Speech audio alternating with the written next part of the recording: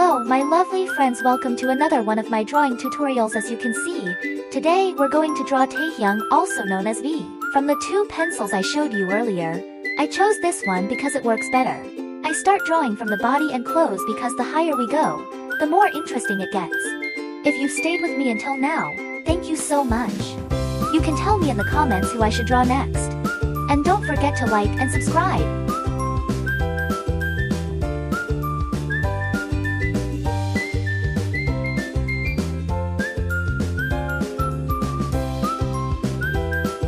Don't miss this part because I'm about to draw the cute hat he's wearing over his face mask. It turns out so adorable.